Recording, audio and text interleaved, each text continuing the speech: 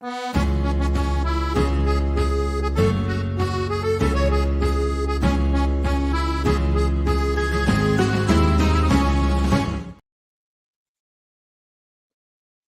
a very good morning to you, my friend Craig. I'm Gabe. I'm at FPLLens. You are watching or listening to the FPL Double Game Week 34 Matchups show with Craig Kemp, man on pod. Craig, yeah, joining me on the ship today. How are you today? How is your Game Week 33? If you want to talk about that, just how are you overall? I like the new setup. More light in that room. Yeah. Let's take on board the feedback from the listeners. So I've come upstairs in my house now. So I don't know if the internet will be as reliable up here. So the sound should, in theory, be a little bit better, but I can't guarantee the internet will be as good. So we're working on it as we go. But this is my my spare room that's a bit of a dump on occasions. So I might have to turn this into the permanent podding space. But yeah, the Game Week 33 was fine. I got a small green arrow. Strangely enough, I bought in Dan Burn last week. I was very close to burning my transfer, excuse the pun, and about 5 minutes before the deadline, because we obviously did this saga around Foden. I was going to sell Foden, then we got told he was playing, so then I didn't want to sell Foden. So then I had to think of someone else to sell to not burn the transfer, and I ended up getting Dan Burn in just because Newcastle's fixtures from now till the end aren't too bad. And I ended up needing him because I put him second on the bench, and then Tony didn't show up and Foden didn't show up. So on came Dan Burn for 6 points. I think it's one of my proudest moments of the season. I think getting clean sheet points off Dan Burn. So I've now got, I'm not going to play him this week, I don't think. But yeah, that was quite a nice thing. I mean, that's the dream in FPL, getting lucky like that, and especially when you don't know what to do and you're just like, well, this is the least risky and like probably safe, whatever, least impactful move, and it does have an impact. Combe says good evening, just saying hi to some people here in the chat. So BW Splitter is the one I meant to put up. Sound is so much improved, so maybe sounds like the haulers are they're pointing you in the right direction. So we'll Perfect. see what they have to say. We'll see what they have to say today. I like the lighting. I think the light is great. So yeah, thanks for joining us in the chat. If you are here and you're hanging out for a while, you like what you see, you like what you listen to, hit like, throw us a comment. It's good to see some people joining here. We got 13 in here so far, and it's a double game week. So let's get right into it here, because we are going to want to move it right along. We won't spend a lot of time on some of the fixtures. Obviously, we'll breeze through some of them and spend more time on some other ones. So right away into this week's philosophy, FPL Philosophy Game Week 34. This one comes to us from Henry David Thoreau, and the thinking behind this one, I think on Monday it's Earth Day, so this is an homage to Earth Day and how we can kind of relate that to FPL. And the quote is, "In wildness is the preservation of the world." And my thoughts for this one is, there are so many people on free hit, and I'm not one of those people. But I think the reason was that I would be tempted to go too template on free hit, and I would urge people to kind of like let go of some of like the structures that they've built around FPL and go a little wild on this free hit, because I do feel like the downside is wouldn't be that bad, because there are several options in like alternative options in good spots. Now you have to decide how wild you want to get, right? Like some people love to let their mustache grow super wild, for example. We were talking about that before the show. And others, well, you can have like us, we got a little wild, but it's trimmed down. So what do you think about this approach for free hitters? I think you need to work out what you're playing for. Are you trying to win a mini league? In which case, are you leading that mini league, or are you 30, 40 points behind in that mini league, and you're seeing this free hit as your sort of last chance to make up a big ground? Obviously, there'll be weeks like last week. If you captain Cole Palmer, you can make up big ground, but you're going to need to be lucky to rely on something like that. So I think it's that now. What are you planning to achieve? Are you bothered about getting the highest rank possible? Are you bothered about winning the mini league? Is your sort of biggest priority to have some fun? And I think once you make the decision on that, I think it becomes easier to then to work out how you want to play your free hit. Team like Arsenal being a good example, right? All logic says go 2 defenders, maybe even 3 defenders. If you're going wild, though, you put 3 attackers in and no defenders. And I don't think either strategy is wrong. But decide how you want to play it, what you want to get out of it, and how bothered you are, I guess, about getting a red arrow on a chip. Like, I'm quite used to this. I speak from experience here. There's been plenty of occasions in the past where I've played a chip and got a red arrow. And I think a free hit, you go in there with such high expectations that you can gain 30, 40 points on your normal team. If you go wild with your free hit, you could end up getting less than your normal team, and you could end up getting less than a red arrow, because most normal teams, or those teams not on free hit, have probably still got good teams this week. They've got more single game week players, but they're still good players. So if you go for a really wild free hit full of Wolves, Crystal Palace, Bournemouth, teams like this, and it backfires, you could end up below those with 5, 6 single game week players. And be prepared for that if you are going to take that approach, because some managers find that quite hard to deal with. They played a free hit and they've done badly with it, and then it plays on their mind for days and weeks on end afterwards. So think about that as well, how you'll feel if it goes wrong. But in principle, I don't mind going wild this week. Well, I mean, I think like what I'm hearing is like you don't mind going wild within a structure first, right? So you would impose the structure before the wild instead of the wild before the structure. But one thing that I would also caution people, and I don't think this is talked about enough. Say the free hit is fine, right? It it worked out fine. It wasn't bad or anything, and you had the template players, and everybody on free hit did the same, and there wasn't much impact to it. Not much impact of a free hit is a negative experience, right? So even that neutral experience is kind of negative, because a free hit is supposed to be a special thing. So if it's supposed to be a special thing, I think adding the wildness is what would make it special. And I can go back to my own. I free hit in game week 29. Obviously, that disaster when no one really got any points, and the free hit didn't really get any points. But there was a couple of players within the template that I didn't particularly want that week. Jared Bowen was 1, James Maddison was 2. They was in the template. I wasn't particularly keen to have them, but they were part of the template. I went with them. And some of the more differential players that I considered, the likes of Muniz at Fulham had a good week. Fofana at Burnley, I think, scored in that week. If just 1 or 2 of those players instead would have had a massive impact on my rank, I would be looking at 10, 15 more points from one of those, from something like that. So that might not repeat itself. The differential players of this week may not do what they did in 29, but I think, don't be afraid to maybe put 1 or 2 in. I wouldn't be filling the squad full of 8 or 9 of them, but go maybe a bit different with 2 or 3 players, whether that's a Sheffield United player or whether that's, say, a different free from Arsenal, or maybe pick Havertz instead of Saka or something. I don't hate that plan. Cool. So right as we get into the matchups here, let's just say hello to some people. Tricky MF is in the house. Rob McD, hello. Jack Aldridge, Peter from FPL team, what's up? BW Splitter, nice to see you again, my friend. Colm, resident Fulham advisor. Claire FPL, hello to you. Jared, hi Jared. Hope things are warming up there in Canada. Probably still snow on the ground, to be honest. Colin, how's it going? Evening to you as well. Kieran is here, FPL Discomfort, hello.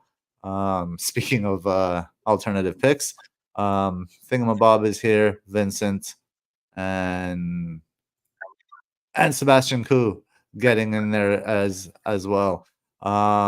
We will star your questions. Get them in there anytime you want. You can come in and out as you please, of course. Hit that like as you're in here, and we'll go into the fixtures really quickly. I just left this slide up from last week. I don't know if there's anything we need to talk about. I don't know if you guys like one question I asked in our Net That Haul chat is just looking at this. What are maybe like 2 or 3 of the best picks for game week 34 and game week 37 as a combination? So if you're looking at it as a set of 3 fixtures rather than 2 and 1, what are some of the players you'd be looking at? And Craig, I think was it you that mentioned Bruno Fernandes, or was that Kieran? I think both of us. For those, we could end up going off on a bit of a tangent solely for free hit managers, but there's plenty of us, including both of us, who are not on free hit this week. So we still need to make transfers, right, compared to what's coming up. So, yeah, don't just get sidetracked into the double game week players. Look at a team like Crystal Palace here, and those last 4 weeks. If you bring a Crystal Palace player in this week, do you want how many times will you play them across 35 to 38? Just look at things like that, and whether there might be a player with a single game week now who actually is more useful. And so that was my reason for getting Dan Burn last week. If you look at the fixtures coming up, Sheffield United, Burnley, then a double. It just made a lot of sense that this week he wasn't as useful as maybe a Crystal Palace defender or a Wolves defender.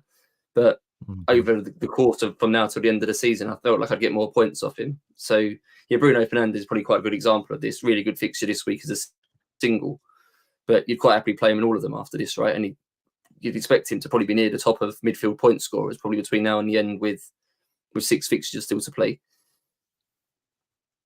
Yeah, I agree. Yeah. The fixtures are great for Bruno Fernandes, and to your point, Newcastle. I mean, you should have Isak and Gordon with those fixtures coming up. Obviously, great options as well. So yeah, there are a lot of people are on free hit, but a lot of people aren't, and they're looking to plan their way through. Maybe looking at a bench boost in 37. So that is the primary focus, I guess, for the to target teams, and then maybe you're looking to roll a transfer and you go in on Chelsea or Spurs in 35 and you get the double there. So definitely look at that, and don't be too myopic and getting focused just on the doubles for this week, because there are important game weeks to come as well.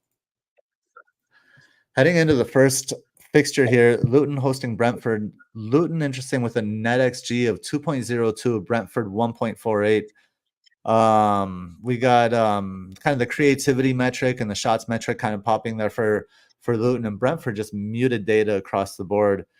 In terms of kind of like a build up and creativity, looks like says Luton obviously creating chances down the left side with Doughty there, and then matches up there in the XT map. So that's probably some strong correlation.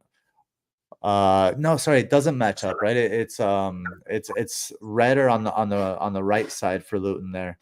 But Brentford, it lights up for the XG, but the build up and the stats don't light up. So they're, they could be they're or they have been more reliant. They could just be looking at a direct ball forward with little build up. But against Luton, I mean, they could play their way around them. How do you see this one? And I mean, I don't think these are two teams that we're really targeting this game week, so we don't have to spend too much time here.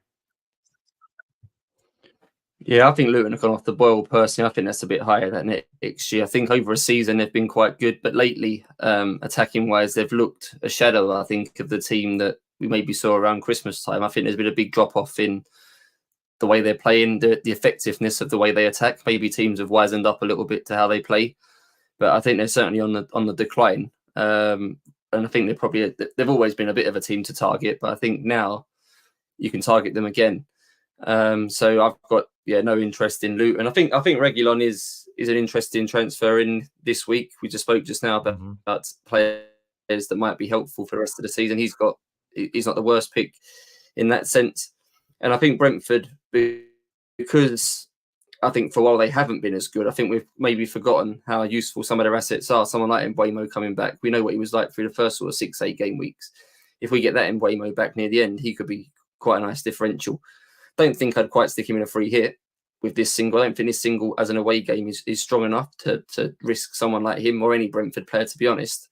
There's better single game week players, I think, than Brentford. But as the player to look at from now till the end, I wouldn't completely discount an Mbeumo or even a Reguilon. But yeah, a no for Luton. Yeah, I like a Reguilon for this fixture in particular, especially for an attacking return. But what makes me shy away from Brentford is, one, the Tony uncertainty. I don't really know what's going on there. I don't know if he's, I mean, he hasn't really like reached his even close to his peak. He's looked off all since he's gotten back into the league, right? He's had some good games, of course, and good moments, but never that sharp player that he was in the past. And that recent benching makes me, if there is something wrong with him, Frank says he's going to play here for sure, but just that uncertainty is a little concerning for me. And the other thing is Brentford don't double. So it just makes me kind of shy away from them altogether. I already sold Tony this week. I still persevered for all this time with him. I expected him to play last week against Sheffield United. He didn't. I've been looking for 2 weeks to move him to Isak, and I haven't done it. And then I think it was Monday this week, Tony was due a price drop, and I had the exact money. I think this was about 5 to midnight on Tuesday night, the exact money to do Tony to Isak. So I wasn't going to risk it another week. So I did it. So I've already made that transfer. Isak's in, despite the fact he's got the single. I just lost patience with Tony. I don't like these situations week to week where you don't know. We had it with Anthony Martial, I think, one season with Man United, that you kind of felt like he was back, then he weren't, and the press conferences weren't clear.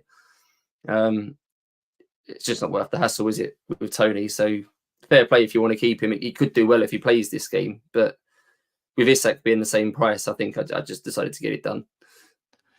Yeah, and I mean, I have the luxury of having a lot of money in the bank, and I was thinking about that move as well. I also have Muniz, so I could move Muniz, and I just had, I wasn't sure all week because we don't have much information. I still don't know why Tony didn't play, but one thing Cole mentions here, and part of the reason why I'm hesitating is Luton have so many injuries. He says that Luton has about 12 players on the injury list. And they'll just get worn down, and I think the goals will just start kind of like piling in. So getting rid of and Tony would be such a great differential and put a potential sword against those who are on free hit. So I don't know. I'm struggling with that one. I want Isak. Isak will come in next week if it's not this week, right? But I'm kind of leaning towards keeping Tony for 1 week, maybe moving Muniz to Isak. I think I can do that. I'll have to check. And keeping Tony for this week. Move on to the next fixture, and we won't spend much time here. Sheffield United versus Burnley. Although Kieran might have a bunch of questions, we'll see. This is FPL discomfort territory here. And the reason why is Sheffield United have an NetxG of 1.79, Burnley 1.94. Chance creation for Sheffield United focused on the flanks with 4.1 and 3.8 on the left and right, respectively. Burnley focused on the left with 4.2. But then when you look at the expected threat map and the XG maps there, it's basically all blue. There are some neutral areas. Burnley's right, for example. Sheffield United's right.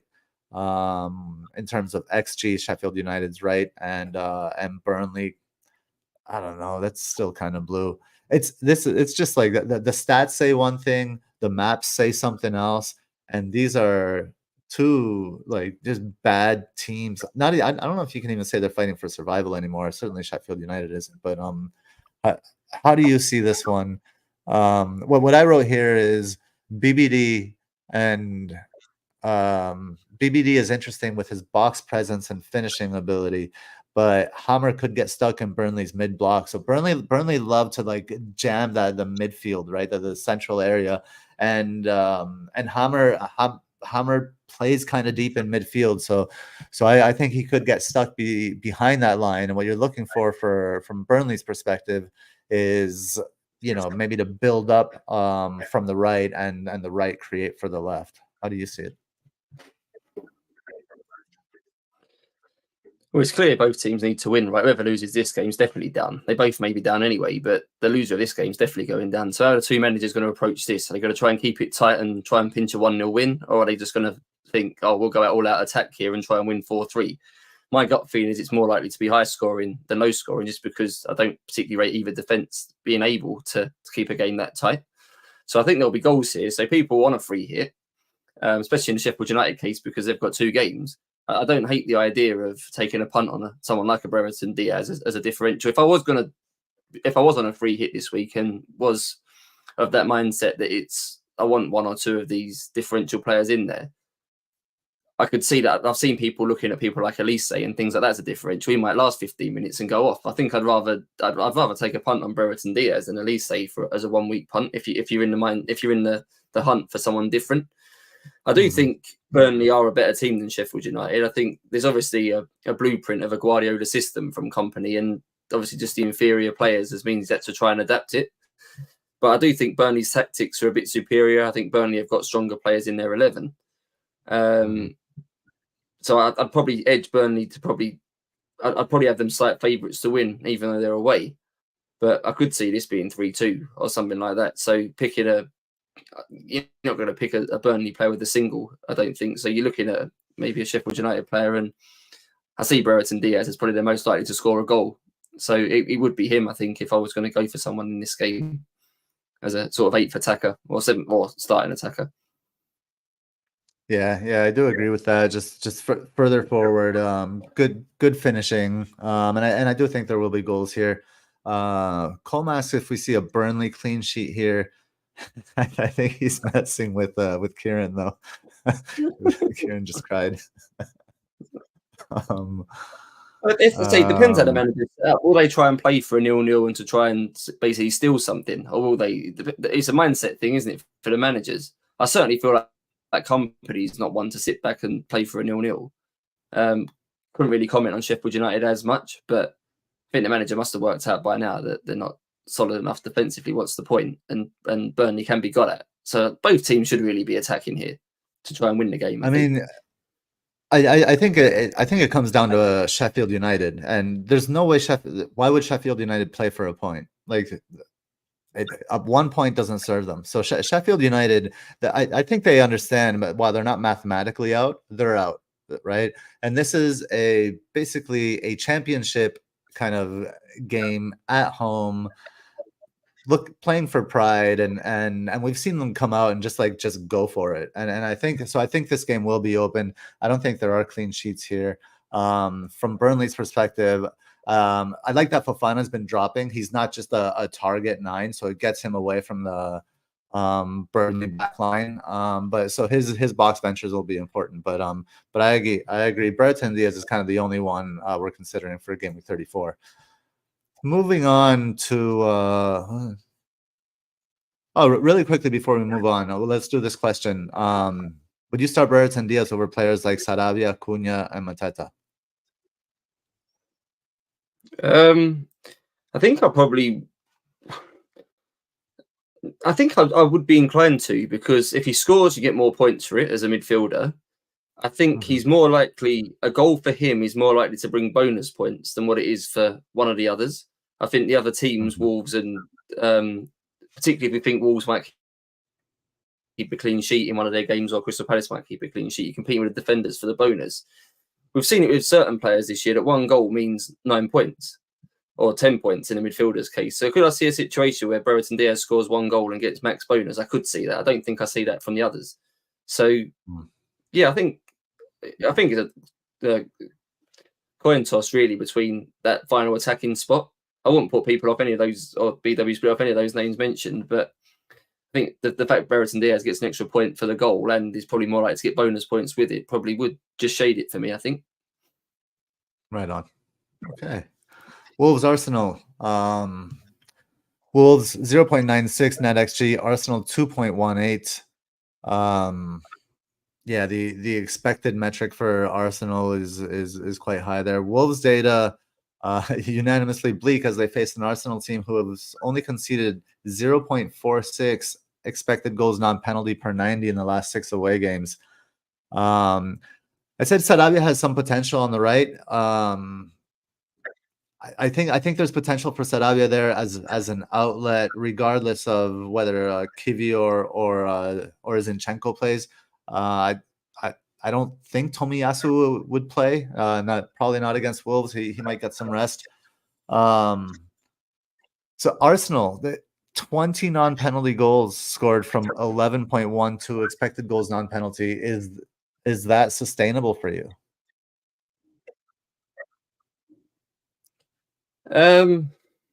Yes, I think it is. I think they're generally finishes are quite reliable. Maybe not Jesus, but I think most of the other ones, the Trossards and Martinelli, I think are quite fairly prolific to me.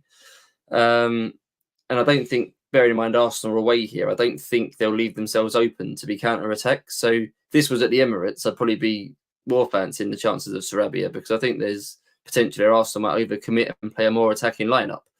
Here, I think they'll be aware Arsenal. They've obviously already lost in the Champions League. They won't want the whole week to go to pot, having lost to Villa as well last weekend. I think they'll know here they need to dig in and get a result. So I don't think they want to give away any cheap goals. So I think they'll be tactically secure. I think they'll have enough bodies behind the ball and will be fully aware of the risks of the counter-attack of Wolves. So I do think Arsenal will probably get the clean sheet here as their main priority. And it's just then a case of how many goals could they score. And if they're being prolific in away games particularly, then you fancy them to get 1 or 2, right? So I think a 2-0 to Arsenal here is probably what I would expect to happen. In terms of which Arsenal players to go for, I think that's a little bit more tricky, and that will come down to sort of guessing the lineup. You've already mentioned sort of one decision at left back. The one thing I've noticed from Arsenal, I don't think they'll start Jorginho and Zinchenko together, because although one's a left back and one's a number 6, I think their role in the team is very similar, to play alongside Rice, to have pass volume, pass security, and hold a shape, because Zinchenko obviously inverts into midfield when he plays defence. I don't think Arsenal need 2 of those players doing that job. So I can't see Jorginho and Zinchenko starting at the same time. So it'll be a case here from Arsenal how they want to control the game. Do they want to risk inverting the left back to do it, and then obviously leave the left side a bit more open where someone like Sarabia could take advantage? Or will they just pick a more defensive back 4? I don't know if Kyrgios is available for this. Is he injured? But if he's available, they may stick him back in, and maybe put Jorginho next to Rice and give that little bit of extra protection of the sort of 2 number 6s, although Rice will be allowed to play a bit further forward. So I think we're more likely to see that Arsenal. I don't think Zinchenko plays this. I think it'll be Jorginho, Rice, and Odegaard midfield, to sort of keep that control and keep the shape a bit more balanced. So there are updates, I guess, on Arsenal. Martin Odegaard is 50% status, late fitness test. So he may miss this one. And I mean, no surprise with Bukayo Saka, 75% late fitness test. He'll start, but no mention of Kivior here. So it could be Kivior, and I do kind of see it that way. I don't know what Wolves' central midfield is. I find is underrated. Gomez and Lemina are hardworking, intelligent players, and then they can really put some pressure on the defense. So I wouldn't be surprised if Arteta goes a little bit conservative away to start this game, and not go at it too much. I don't think they'll run away with it. I think it'll be kind of like a tactically tight affair. But I see Wolves scoring. I really do. I think Arsenal are hurting a little bit psychologically from the past 2 matches, and then they have to travel to the Molineux. So I see Wolves getting something here, whether it's Cunha or it's Sarabia, kind of like taking advantage of an Arsenal weaker left side. I don't know. I think it's anyone's guess. That's a coin flip. But from Arsenal's perspective, the XT map really shows like Arsenal's left kind of for the build up, but the chances say the right, and then the right side is somewhat pink there. The XG is about the same on both sides, but I don't know. Nelson Semedo he's been kind of played in a more reserved role these days. He's doesn't venture forward so much, and I think that's been much better for him as a player. One, because he's a disaster when he gets in the final third, but 2, he's also a disaster in recovery. So he's playing much better as a defender. So I kind of like Arsenal to lean on their talisman players. I didn't know Odegaard was out, but if he is, I think that's just even more reliance on Bukayo Saka. Yeah, for you're calling Semedo a disaster in those phases of the play. I think he's a bit of a disaster defensively. So I don't really know he's a professional footballer, to be honest. He's not very good in the final third. He's not very good recovery, and he's not very good 1v1 defender. So I think Martinelli. But he's been better defending this year. He's been better this season. That's in terms of defense.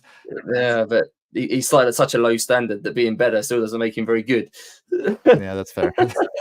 That's true. So I would still attack down that side if I was Arsenal. I'd play Martinelli against him and keep making those runs in behind and see what he can get out of him. He may be the sort of unsung hero of this double. I remember a double game week last year. I think it was about game week 24. And Arsenal, I think, played Everton in it away. They may have even played Wolves in that one as well. And the logical picks then were Saka and Odegaard at the time. And then Martinelli ended up getting about 20 points in a double game week, I think. I wonder if we're going to end up in one of those positions again where not been spoken about anywhere, Martinelli. And obviously he's not even guaranteed to start. They could play Jesus on the left. They could play Trossard on the left. So it's definitely the definition of a punt. But I would be starting Martinelli in this game. And he could be the one that ends up being top of all the Arsenal midfielders in a week where, say, Odegaard's minutes are not trustworthy at the moment. We don't know. Saka starts on 75% availability every game week. Probably in game week 1, he starts 75% available, right? We never know with him. But if there's concerns around his total minutes across the double, then maybe there is license to punt Martinelli because maybe his total minutes will be the same as the other two. And in which case, I think he carries more goal threat than the other two. So I wouldn't put people off doing that. Again, if they're looking just for sort of a template team with like a tweak of being a bit different, I'd probably rather do that. Yeah, I just think the space behind Aït-Nouri will provide more than the deficiencies of Nelson Semedo. So it's like getting behind a player versus having to still beat that player. Aït-Nouri is an interesting one. It'll be interesting to see where he plays if they play Hugo Bueno. Is that his name? Hugo Bueno, right? Yeah. Hugo Bueno behind him. That would be really nice. But he could be moved around a little bit as well. But I think this game really does scream Saka for me. Claire wrote something here. Odegaard flag status was removed last night by FPL. They always do this after a flag player does play a game. Okay, so does that mean that I guess he's okay then? I guess that's an old thing that was up there. I get it from Premier Injuries, so yeah, just double check on Odegaard. Obviously, if he does play, then I think that like if Odegaard doesn't play, I think that increases Martinelli's potential, right? Because Saka will be more isolated, and then it'll work less. But if Odegaard's out, then a Martinelli punt could be really exciting. How do you feel about Aït-Nouri? Because I think he feels like one of those trap players for this week. That his numbers are fairly attractive amongst defenders. He's obviously getting big chances and getting in the box, and he's got a double game week, so people are naturally going to gravitate towards him for those reasons. But so I don't think Wolves keep a clean sheet in this game, and so personally, I don't think Wolves score. So you're looking at 2 points in this game from him, and then a lot of reliance on the other one. I'm not feeling it at the minute. I feel like he's not going to be an obvious one for a lot of people on free hit to stick in their team, and they'll look back afterwards and think that was a waste of time. I don't think I'd have him in my free hit team. I mean, I think you can say that for all the defenders in the double game week. If whether you're talking about Robertson for Liverpool, they have it's 2 away games, I believe. The one thing you can say for Aït-Nouri is that it's 2 home games. So and you can say something positive like that for every defender as well, right? So you're looking for, as long as you're getting an attacking defender, that with some kind of attacking potential. I think the rest is just kind of random this week because you don't really expect anyone to keep a clean sheet. If they do, it might be because they're at home, or it might be because they're a better team, and like Liverpool they're not. I doubt they're going to clean to Everton away, but maybe they could. So I think it's slim margins for picking defenders this week, and just like it's kind of go with your gut. If it were me, I would go with Aït-Nouri because he would be in my free hit team because of the 2 home games. I like that. I could see them keeping a clean sheet against Arsenal. I don't think it's going to happen, but at home, I just think Wolves can do it, and Aït-Nouri could play. He could play on the wing in such an advanced role that makes him a good option. And I do think Wolves will score in this one. Not necessarily anything from Aït-Nouri, but so that's the rationale I would use. But you can do that for the Palace defenders. You can do that for Robbo. You can do that for almost anyone.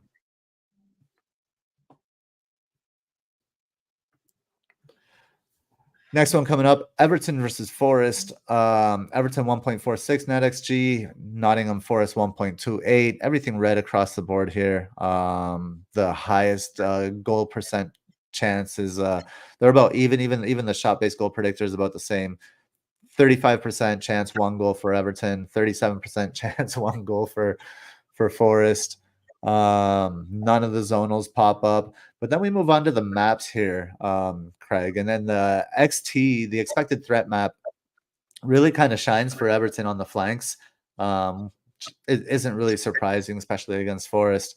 And then the XG one is mostly blue with some pink on Forest's left there. So really kind of muted, kind of like 1-1, 2-1 kind of data across the board. But Everton have some key losses, right? So they'll be without Seamus Coleman, I believe, and they'll be without Branthwaite, who was injured. So you're going to have probably Patterson at right back, who's not, again, talking of not good defenders. Patterson is certainly in that category, and Keane coming in at center back. So I think I think Nottingham Forest in their fight for survival will see some kind of some weaknesses here. How do you see this one playing out? I'm hoping Branthwaite makes it. I'm hoping to start him still this week. He's in my squad. I don't think he's been confirmed definitely yet. He obviously went off in the Chelsea game with an injury, but I haven't seen an update yet. So I'm still optimistic that he'll pass the fitness test, which may or may not make a difference. I think Everton are a forgotten team of the double, if I'm being honest. They've got, again, 2 home games, the same as Wolves. In the memory at the moment is obviously that game against Chelsea on Monday where they got absolutely battered. But I think Sean Dyche will have them get over that quite quickly, and we'll be back to maybe more like the way they've been playing more recently. And I view them as a team that are generally quite hard to beat, Monday aside. So I think there's maybe a couple of options here that could work for them. I think the centre forward for Everton in this game could do well. I don't know if Beto, we expect him to play both of them, but there's been lots of talk about Cunha and Mateta and Solanke as the logical front three, or Darwin. But I wouldn't put people off the Everton striker, because I think this matchup versus the Forest centre-backs, I think, is quite good for an opposing striker. So a centre-forward versus Forest is something I quite like. As you say, they've got quite a lot of supply from the wings. Everton, they like to build up with McNeil and things like that, so they could get lots of crosses in that an Everton forward could score from. And defensively, I think if you rewind the week, which goalkeeper did people want on their free hit? I think Pickford would have been probably a prime candidate for that. Obviously, they've got Liverpool at home as well, so it's not maybe a great game for a clean sheet, but you expect him to get saves as a minimum. But I think everyone's just been put off because of that Chelsea game, and they'll go for a Henderson or a Sarr instead. But yeah, I think Everton will probably win this, if I'm being honest. I fancy them at home. I think Forest probably are slightly better in terms of individual quality. But I think just Everton, the fact they've got a point to prove after last weekend and they're at home, I think might be enough to get them to win this game. So I'd be keener to have sort of at least one Everton player in my free hit, and it could be Pickford. Or so if again, as a differential, I think the centre forward, if we feel like Beto or Calvert-Lewin is likely to play a lot of minutes across the 2 games, I wouldn't put people off there. I don't see a midfielder really working though from Everton, as much as McNeil or someone like that could have an impact on this. I think there's better midfielders than them. Yeah, and this, I mean, a fight for survival game like this is it's really difficult to predict, right? Like the variance will be high in this one, but I agree. Pickford would possibly be my keeper choice if I were on free hit. I think is the potential for save points in both matches is tremendous, and they're both home, like you said. So two, and yeah, of course, I expect everybody to concede all the time this season, but yeah, those are 2 kind of like gives them a high floor, I guess, for Pickford. I wouldn't want to double up on any of these average teams. If you're looking at, say, a Munoz from Crystal Palace in your defence, so you're looking at an Aït-Nouri in your defence from Wolves, I wouldn't want a goalkeeper from the same team. I don't think any of these defences are good enough that you want to be doubling up on them. So you may as well spread the risk. So, again, Everton don't really have a defender you want to pick, right? You could go Mikalenko, I suppose, but the defenders probably aren't as good as what they are from the Palace or the Wolves ranks. So maybe Pickford's good in that sense, that it avoids doubling up. Yeah, I agree. Like plan it such that you're not overly invested in any one of these not good teams. Well, this is your arena here, Craig. Aston Villa hosting Bournemouth. Aston Villa 1.79 NetxG, Bournemouth 1.69 NetxG. Let's see what pops here is. I mean, look how everything is so close in this one. Look at the goal predictor. It's basically the same. Um, the zonal chances are a little bit different. The left for Bournemouth really popping at 4.4, and the right for Villa 3.8, slightly higher than the rest there. What else do we got here? Expected threat map. The only red area in the expected threat map is Aston Villa's right. So you can maybe talk to us a little bit about that, about Villa's build-up on the right-hand side. And then the XG shows deep red for Villa's central area. So if we're looking expected threat on the right and XG down the middle, maybe the right creating for Watkins here. And the other red area in the XG map is the left for Bournemouth. So let's talk about Bournemouth's left and Villa's right and center. It's a good time for Villa to be playing Bournemouth. I think Tavernier's injured, done his hamstring, isn't he? I think Semenyo's still out, so they've lost a little bit of their sort of pace and things on the counter attack. So that should help Villa. The hard part with predicting Villa is they're obviously playing Lille in the Conference League tonight. So that whichever team starts that game may have a bearing on this one, particularly around Leon Bailey. He'll be the majority of the reason why that Villa right side is so good. We rely on him quite a lot when a game's sort of tight and we're struggling to break a team down. We often give it to him to try and sort of create something in a 1v1. But I can't see him starting tonight and the weekend. So if he starts tonight, don't expect him to play. The tricky part for Villa is now where we play the likes of him and Diaby, because Douglas Luiz is back. I imagine Luiz and McGinn will be the midfield too, and Tielemans will push back up to sort of the role we've seen him most often as like a support striker that drops a bit deeper. So that basically leaves the two wide midfield spots open. Rodgers has been playing very well, our new signing on the left, so I don't think we'll move him. So it's one of Diaby or Bailey down the right, and whichever one doesn't start tonight, I think will be the one that starts the weekend. They're both similar-ish in the way they play. Bailey's a bit more of a dribbler, where Diaby's a bit more of a runner into space. But on the whole, they're both pretty good 1v1. So, yeah, I like the Villa right side. I can see us doing all right, especially if Kirkes is playing left back. I don't think he's another one who's probably ticks the box of not being a great defender compared to some other options. So I think there's an opportunity to exploit him. So, yeah, it's hard. We've probably sold most of our Villa players because we've got no doubles and things like that. And for those that have sold Watkins, myself included, he's still been ticking over quite nicely in a time when maybe the other strikers we've got as alternatives haven't been working.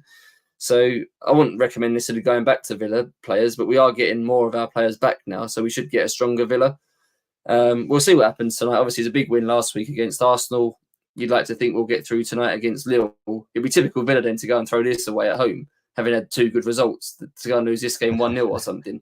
So we obviously did it against Brentford a couple of weeks back for a lead away when we was in control of it, upset and spoil.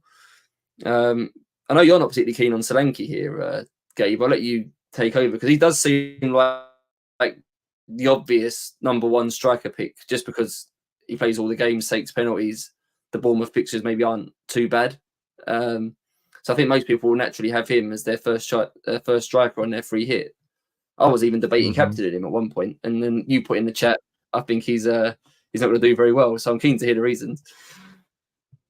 Yeah, I think Solanke is maybe the biggest trap of the game week. Mostly because he's just automatic in people's teams. That people aren't thinking about him. They're not thinking about how he's been playing recently, how different he's looked when he's been out there recently. Who knows what's going on? James from Planet FPL suggested that sometimes it looks like there's a discomfort there, and I don't disagree with that. But to add to that, his fixtures, right? Like going to Villa away when Villa is in the fight that they're in and that you guys are in the league, right? With when Bournemouth has nothing to play for?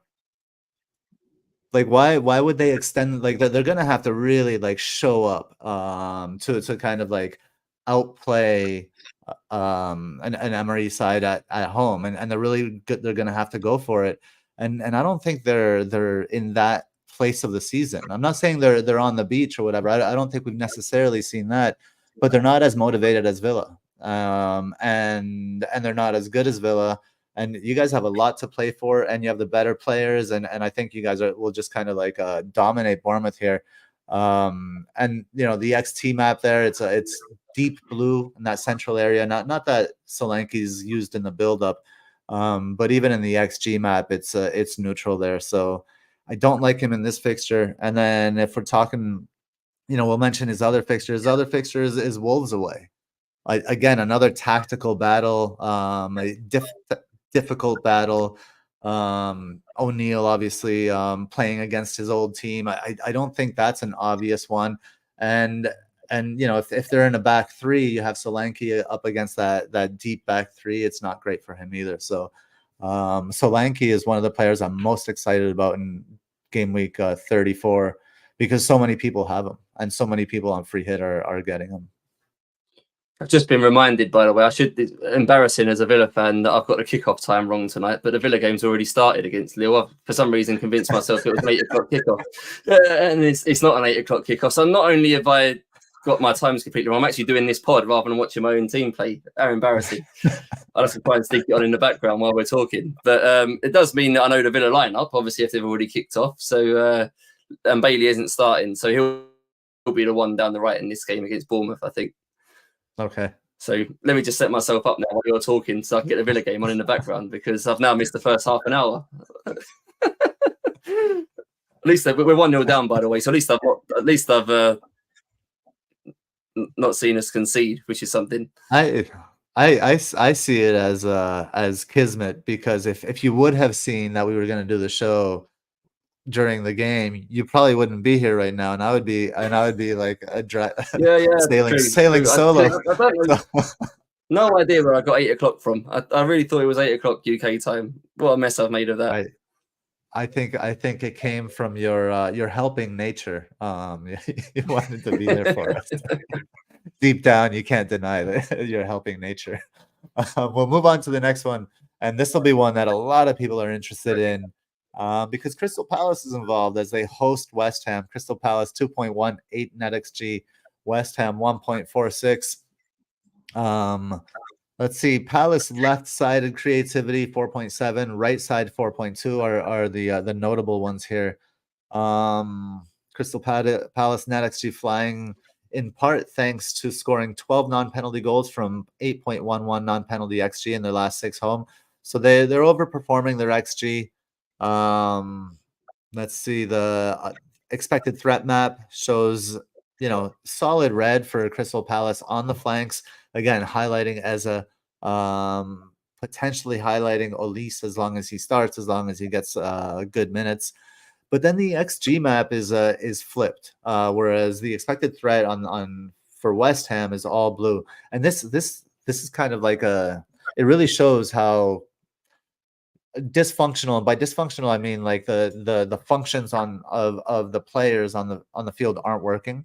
That West Ham are, because West Ham have like no build up, no creativity, no expected threat, but then they get the XG.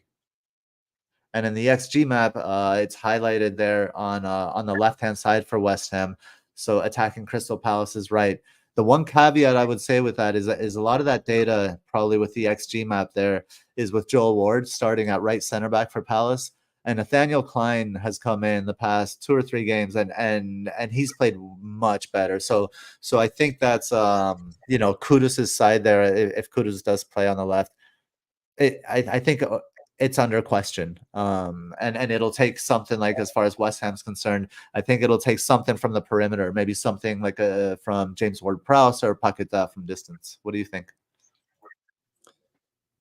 I think of all of particularly the sort of average teams, as I'll call them, with the double, I think this is the strongest fixture as a one-off fixture. I fancy Palace to win this quite comfortably, if I'm honest. I think they've got the attacking players to expose West Ham defensively, so I could see Palace scoring 2 or 3. So I can see why some people are looking at double Palace attack in free hits, and I don't know if I would go with 2 still, because it's still Crystal Palace at the end of the day, and how much do we really trust them, even though they're doing fairly well under their new manager. I think it's still too much of a small sample at the moment to properly know. They're a team for next year, for definite. I think there'll be a couple of players next year we may start with in game week 1, when maybe they bought a few players in the summer and we know a bit more. Cause I think they will get better, and I think they'll become a solid mid-table team under this manager. But for now, would I go for the wide player or the striker? I think it's tricky. I think it depends really on where you've got space in your team. I think Mateta is a fine pick. He's definitely playing obviously playing centre forward, and he's having an impact. I don't know how good he is as an actual footballer. So you get these sort of bully strikers, as I call them. They just bundle their way through, but how good they actually are at football is questionable. And he strikes me as one of those, Mateta. He's useful without being a natural footballer. It's probably the best way to describe it. They've clearly got Eze and Elise, who should be playing at better teams than Crystal Palace. They're the better footballers. But with midfield spots sort of tricky to come by, we've already spoken about Brereton Diaz. We'll get to Liverpool, and you might want Jota and or Diaz and Salah and all this stuff. I think there's quite a lot of choice in midfield this week. There's not a lot of choices amongst attackers, especially if you're saying maybe you wouldn't pick Solanke. We're not sure about Cunha, things like that. Maybe Mateta is the pick just because there isn't actually that many strikers this week with good games. So by default, you end up with him. So I can see why people would do that. Elise, I think, is very risky because he's always minutes away from being injured in my eyes. So is he the sort of player you want to trust in a double game week? Not for me. I don't think I would have him. So it's Eze or Mateta, maybe both. But I do think Palace will probably score 2 or 3 goals in this game, and so I think it's probably the strongest fixture for one of these sort of middling teams this week in the double. I think Kieran brings up a good point to add to that. I wonder how West Ham legs will be after another battle versus Leverkusen. Could we see Palace doing what Fulham did? If Fulham can, surely anyone can. I'd expect Palace to do it without the. Yeah, but I wouldn't double up. I think it's too soon to go on, or too risky to go with Olise, and there are too many other, and the opportunity cost is too high for a player who's just coming back from injury. And Eze, I wrote here, I give Eze the nod because he has the deeper red XT map, the left-sided zonal chances creation, and the slightly red, the best area for the XG map as well. It's like the 3 things align in Eze's direction. So I think Eze is a nice little pick on free hit, and maybe like I'm not really interested in Eze long term. So that'll be one that I'm a little bit worried about not being on free hit myself. Is Ebere Eze. I think it is worth pointing out. I did a little bit of research last week, not on here. I haven't shared it anywhere, but I just did it for my own sort of interest. That there was a 6-7 game week run earlier in the season under Roy Hodgson, when Eze did quite well, and Hodgson used him more as like a central number 8 that crashed the box, and he had more shots and more involvement in that role. You think now that Glasner's playing him off the left in a front 3, that he'd be further forward and more involved in attacking play. The numbers suggest that he wasn't. Not that the heat map was especially bad. He was still drifting in field and playing that left half space sort of role. But maybe Glasner's not asking him to sort of take the game by the scruff of the neck the same way that Hodgson did. I think Hodgson relied on him to be like a bit of a one-man attack and the talisman of the team. Maybe there's a bit of a shift here under Glasner. Maybe there's not quite that much pressure on him and not so much urge to give him the ball every opportunity the same way it was under Hodgson. So he could still do well in this game week, but I think we can sort of lazily look at it and think, oh, he's in the front 3 now. That's better for him. The numbers suggest maybe it isn't compared to the number 8 role he had under Hodgson. I had to ignore. Kieran says ignore the injuries. Looks like he's got a new lease on life. I'm a dad, so that one spoke to me. That's such an Eze pun, that one. Oh my god! We'll change GD to Eze. I did that one. That was freestyle. Gave that one freestyle. That was freestyle right there. That's gangster right there. We'll be here all week, everyone. hit that like. Kieran's 30 people in had the that one. house. Kieran's had that one for an hour, and he's been waiting for an hour to drop that. I just thought of that one in my head. So That's true. Maybe, but what we got to do is on one of these shows, we got to get you and Kieran to battle it out like Eminem style. Why not? Yeah. Okay. We'll see. We'll see which white boy can freestyle FPL the best here. Definitely moving him, on. He does freestyle FPL, doesn't he? Oh, quick question here from Tricky MF on Palace. Henderson or Mateta to complete triple? If you've got a Palace defender as one of the other doubles, I wouldn't double. I'd rather double attack than double defense. So I don't know who the other two are you've got, but I wouldn't go double defense. And I wouldn't triple, and I think wouldn't triple and wouldn't go double defense are the answers for that one. I think so. Moving on to Fulham versus Liverpool, and yeah, you know, everybody's piling in on Liverpool. I did last week, and then now I'm kind of regretting it. Looking at the data here, Fulham at home they're just tough. They're really difficult to play against. Fulham 1.38 NetxG, Liverpool 1.44. Liverpool shot-based goal predictor is pretty high. It's decently high for Fulham too, 28% and 27% for 2 goals, 28% for Liverpool, 27% for Fulham. And then the zonal chances, Liverpool central and right pop at 4.6 and 4.4 respectively. Moving over to the maps, expected threat map, there's just one red area. Everything else is either neutral or poor.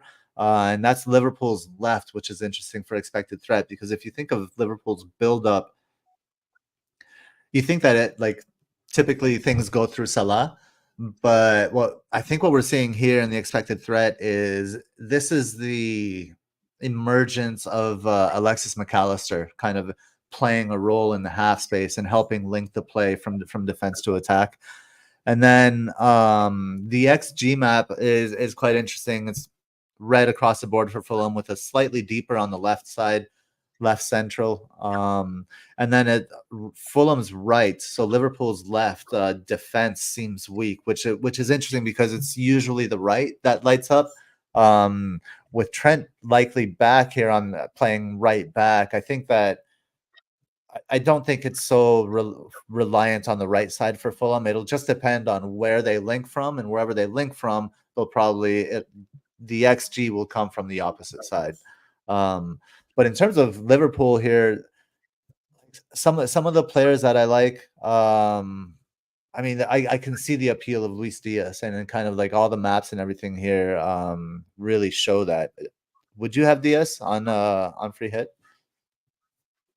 Yeah, I think the obvious 3 is Salah, Diaz, and Van Dijk. I think that's the easy way to get 3 Liverpool into your team. Van Dijk for the security of minutes, and because Liverpool are the top XG team in the league, you naturally want 2 attacking players, and Darwin's minutes and lack of reliable scoring, I think, lend you to go towards Diaz and Salah.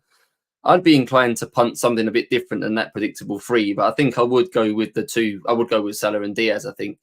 The McAllister stuff I think is quite interesting, because I'll talk from personal experience here that I play as a central defender to a good standard when I play football. And I'm a right-footed player, and I much prefer to play on the right of the 2 centre-backs. Now, I do spend quite a lot of time also playing on the left.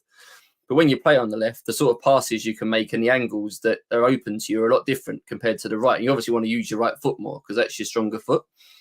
And I think at Liverpool so far, McAllister spent a lot of time to the left because they play Endo as the 6 and Szoboszlai naturally plays to the right. So he puts McAllister or Curtis Jones, whoever it is, on the left.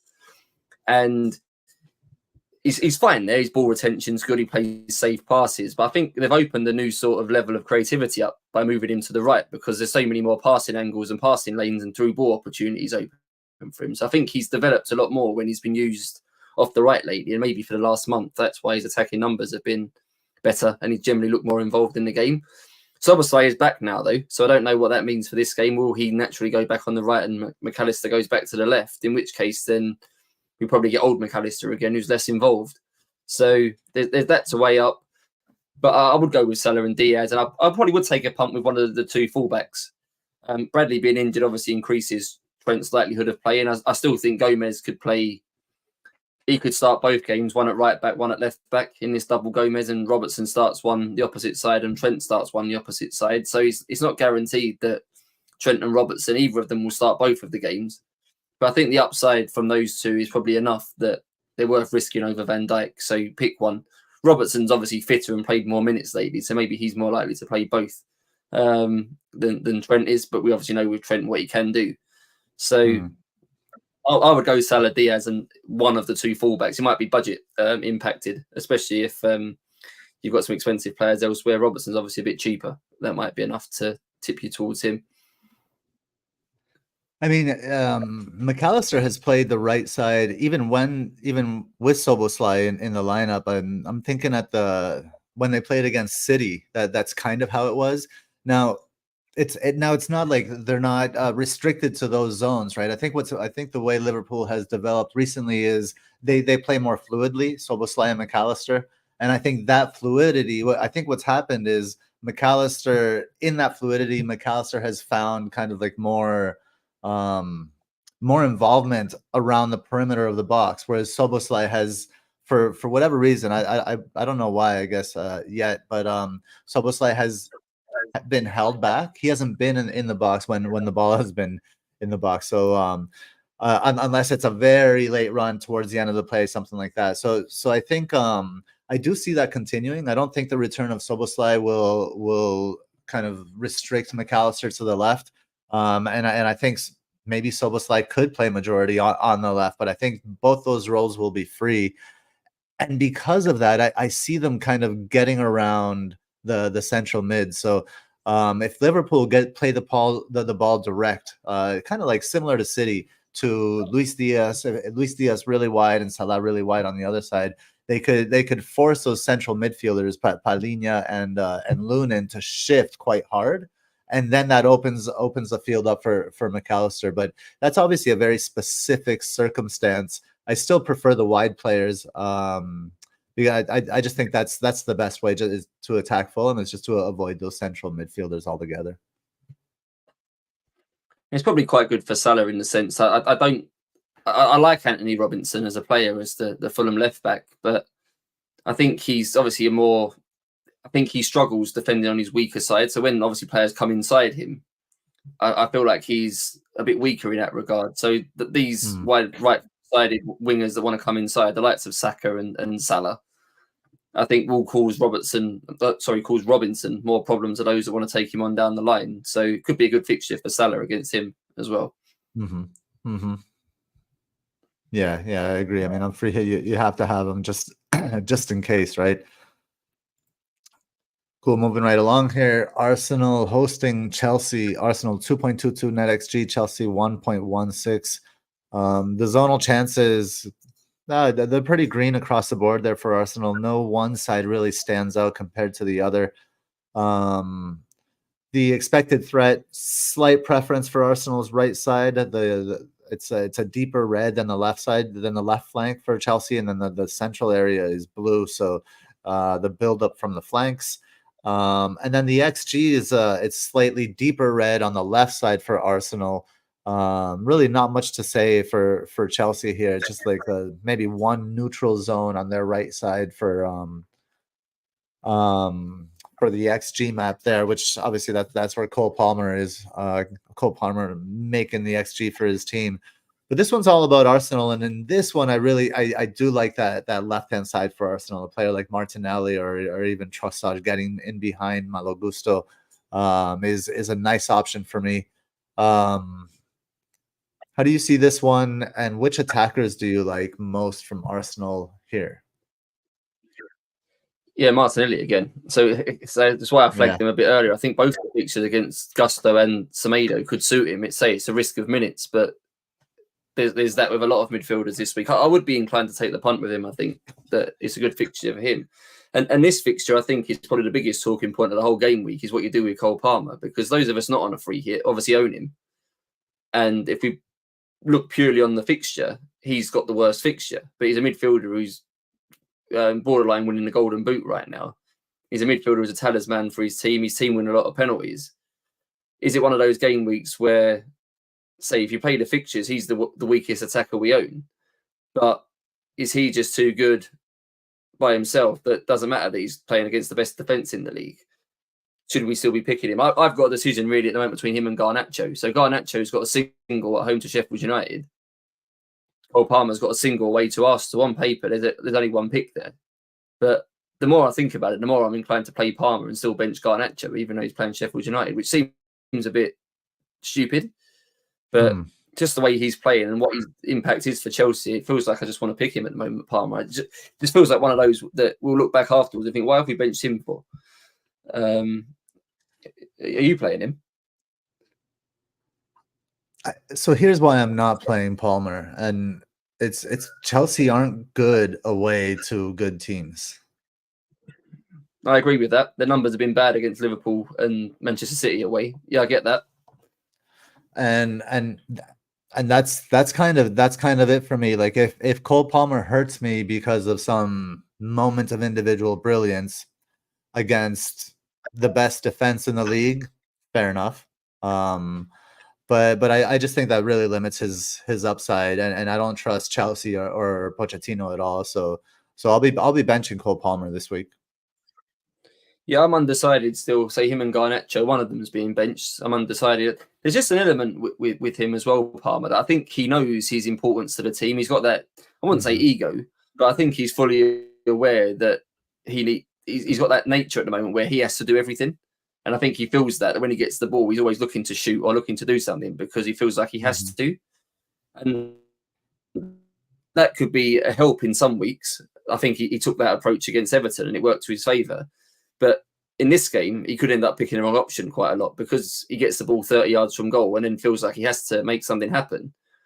Will he take a shot when there's a better pass available or something like that just because he feels like he wants to do it on his terms? So, yeah, it's one of those. I think it's a really hard call this week. I think it's for most of us. I think it's probably the biggest call of the game week. What to do with him because you don't often get a midfielder scoring 20 goals in a season, and we decide to bench him. You normally play that sort of player for all fixtures, wouldn't you? You wouldn't bench them. It doesn't matter if it's the hardest fixture of the season on paper. You play them. And I think that's totally fair, and it's fair to ask if Cole Palmer were 9 million, would I be saying the same thing, right? Would I be recommending benching him as well? And I think that's a fair question to ask, too. And all I can say is I think so. Benching. It depends who, of course, who you're benching them for. If it's for someone who has a double, for example, or someone with just an insanely good fixture. Your Garnacho situation is interesting because you're benching Cole Palmer for chaos. Yep. And yep. And we'll get to that fixture shortly here. So we'll keep Cole Palmer in mind, and as we go through the rest of these fixtures and see, like, would you bench Cole Palmer for this one and then that one? We'll get to Mr. Chaos here in just a moment.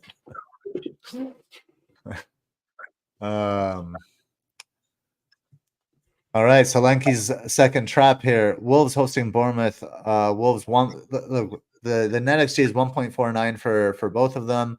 The shot space goal predictor is almost the same across the board. The zonal chances it's quite comparable. Bournemouth's left lights up again. Wolves' right lights up. So maybe kind of focus on that side of the field. Not much comes up in the expected threat. Everything like the central area, the buildup will be up the flanks, but it won't be very dangerous buildup according to expected threat. And then the XG map does show some red for that Bournemouth might be able to take advantage of on their left-hand side, and pink maybe slightly better than neutral area down the middle for those looking for positive Solanke news. How do you see this one lining up tactically, Craig? I think it's two teams that will run out of ideas, try to break the other one down. My gut feeling is this could end up being really low scoring, maybe one goal in the game, because I don't think neither team have enough reliable creativity to break the other one down. Now, obviously, moments happen in games where something good could happen with a Sarabia or something, but it's awkward because they're two mid-table teams ultimately with nothing to play for. Neither are going to get into Europe. Neither are going to go down. How will the managers approach this? I know there's different amounts of prize money for finishing 11th compared to 13th, and that'll be substantial for like transfer windows and stuff. So it is still important to try and win these games. But it's a sort of fixture. Last day of the season, you think, oh, these two won't give a shit, and it could be 4-4 or something. But part of me just feels like it won't be high scoring. I think Bournemouth might struggle against the Wolves having bodies behind the ball. And I think Wolves are probably more likely to pinch it, I would say, which sort of backs into your Solanke theory that if you don't think he's going to do well in the first game, this game's not going to be straightforward for him either. Yeah, I think it could be 1-0 Wolves, but I think it'll be a game of few chances is my feeling. I wouldn't be overly excited about this game. I mean, so Wolves are currently they are in 13th, I believe, and Bournemouth are 15th. I haven't looked at the table for a while. Yeah. And the difference between 13th and 15th is about £7 million. So it's not really much to play for. so I don't know. Like, what's that? It's a new player for these two teams, isn't it? 7 million. 7 million, maybe. Not for Wolves. Well, I guess I could find a Portuguese second division player.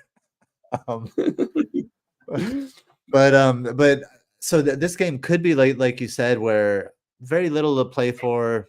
No need risking anything. Just see out like a whatever game, or it could be like very little to lose. Why not try some things, experiment with some things, and we could see some, and then we could see goals and just kind of an open game. I'd probably guess the latter, especially that's what the stats support as well. And so I don't want any attackers here in a 1-1. Especially if I think the one for Bournemouth could come from the left. Yeah, so here's that's why it's kind of like for me the second trap for Solanke. You're winning me round, Gabe. I'm not saying I'm completely convinced, but you're winning me round. I'm getting there. Okay.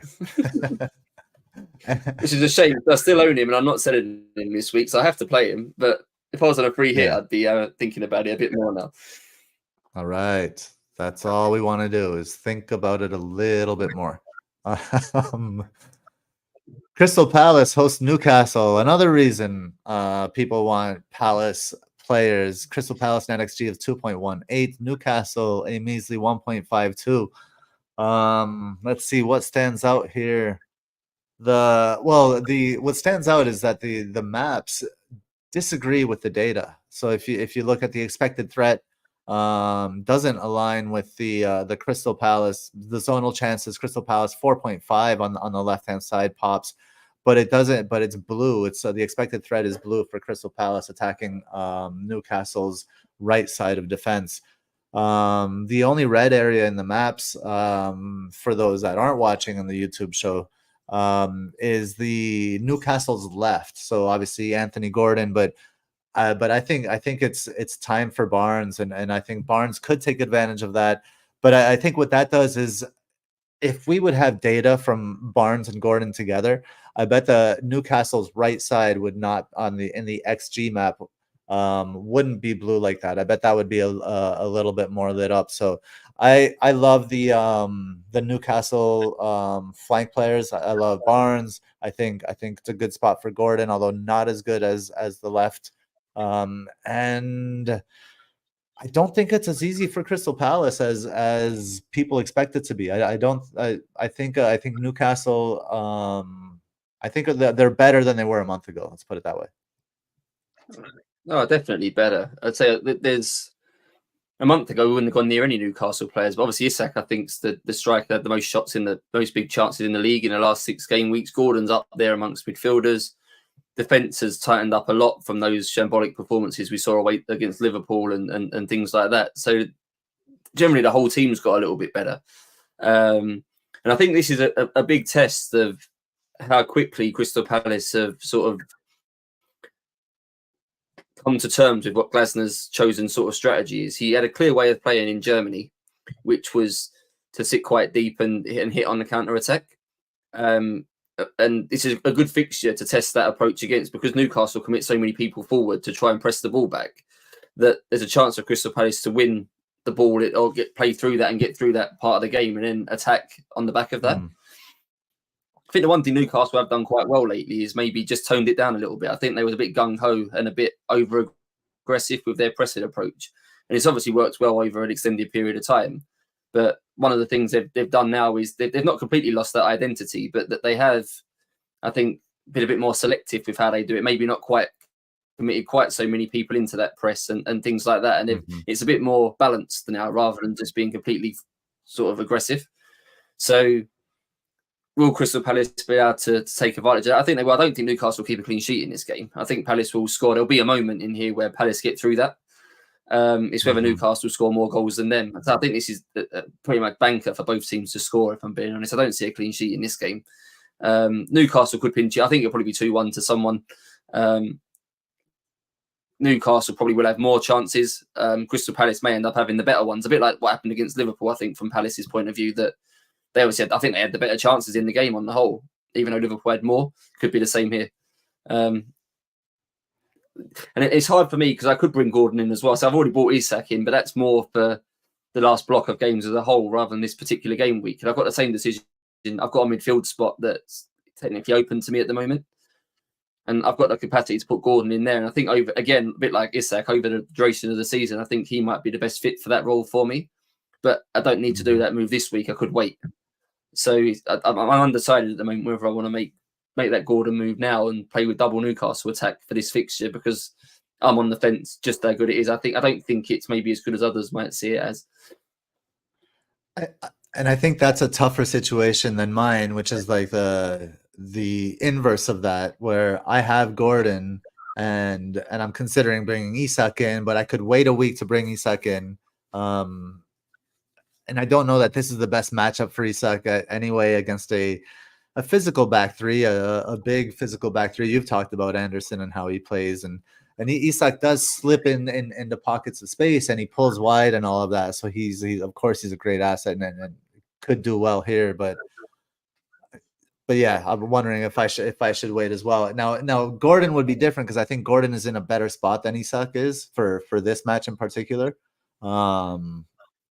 And well, as long as it depends if you believe that Gordon is a home merchant, right? Where he just shows up at home, and like that, you could tell yourself that tale and then just wait on Gordon and then till he's home. I'd be selling Foden. I'd be selling Foden for Gordon. We ain't done the Man City Brighton game yet, but is it worth losing Foden for Gordon for this? Especially since yeah, I mean, especially at this point, since Real Madrid did what we do and progress in the Champions League. One quick point for this game on Palace quickly. I say Munoz obviously playing wing back, and so there's obvious appeal with him in terms of people want a Palace defender. He's the one to go to. But yeah, Joachim Anderson is such a big dominant centre back threat from set pieces, and I wonder if he's might be a bit overlooked. We had it, I think, in game week 29 when everyone went Reguilon from Brentford, and it was Aguirre that ended up scoring. 6'6" centre back ended up getting a header from a set piece. Who could have seen that coming?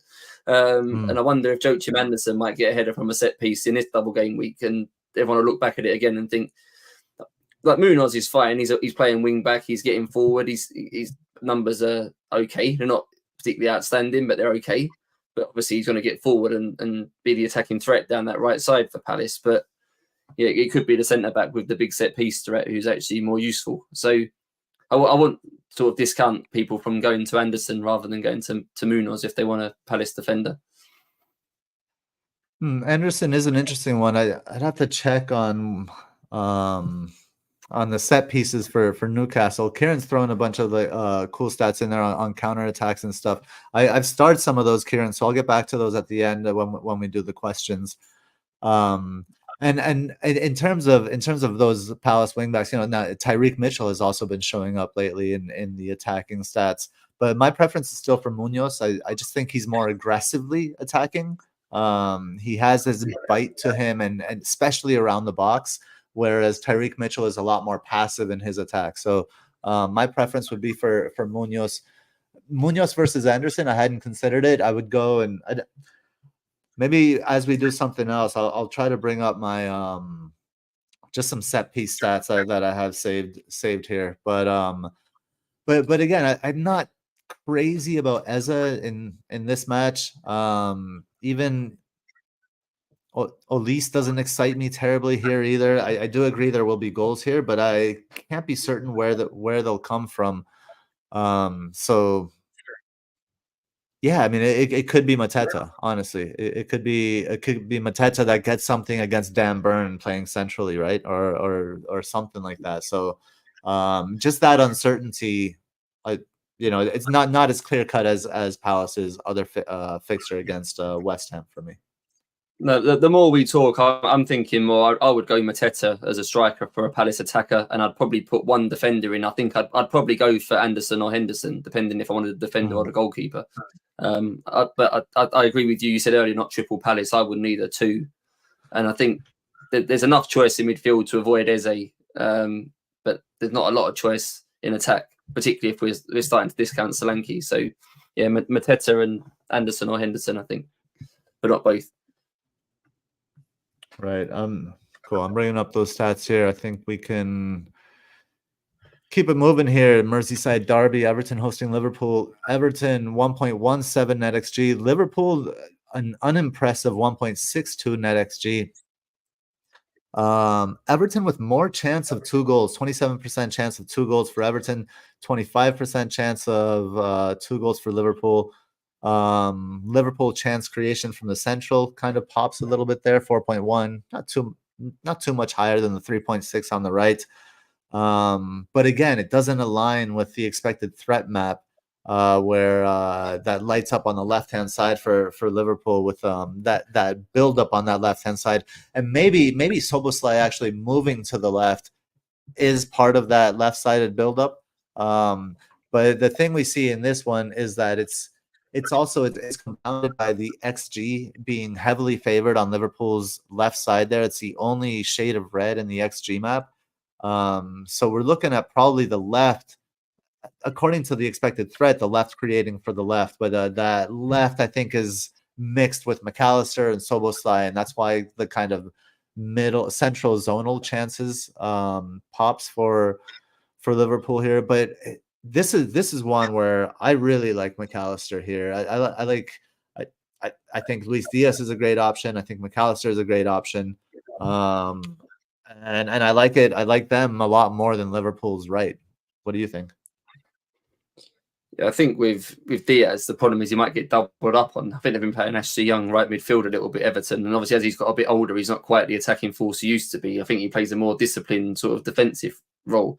So you could end up with Everton playing a right back and basically a right wing back in this game, and then Luis Diaz has got to try and get past basically 2 defenders down that side. So there's a risk of that. Will they decide to switch that and move Ashley Young to the other side and double up against Salah instead? Because I think the perception will be Salah's a bigger threat than Diaz. So I could see Ashley Young being used in a defensive role on one of the wings to combat whichever side that Sean Dyche feels like needs protecting a little bit more. So I could see there being space centrally for Liverpool. So yeah, McAllister, I don't hate that pick.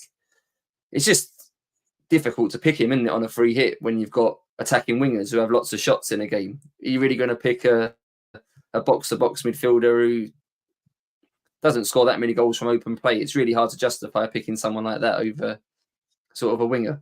I think it's a brave person to do it. I don't hate it if you're that manager, but I don't think I could pick McAllister over Diaz for this double, even if I thought the fixtures in terms of a matchups level suited McAllister more. I just I can't see him getting 10 points, McAllister, in a game in this role. With Diaz, he could. Yeah, I see it differently. I think if Diaz is going to get doubled up, advantage McAllister. So, and I don't think Ashley Young will move to the other side, because they'll want McNeil there as the outlet. I mean, McNeil can play either flank. Yeah. But Ashley Young, he's been playing on the right all season, and Seamus Coleman got injured, right? I think I'm pretty sure he's injured. Everton. Yeah. No return date. Seamus Coleman injured, which means Patterson's starting. So in essence, even if they do double up on that right hand side, and this is an advantage Diaz on this point, it's basically two half defenders, Ashley Young and Nathan Patterson. So it's not really a double up. So I think they'll be okay. I think that what they have working against them, Liverpool, in this one, is just the chaos that Everton create at home in a derby situation.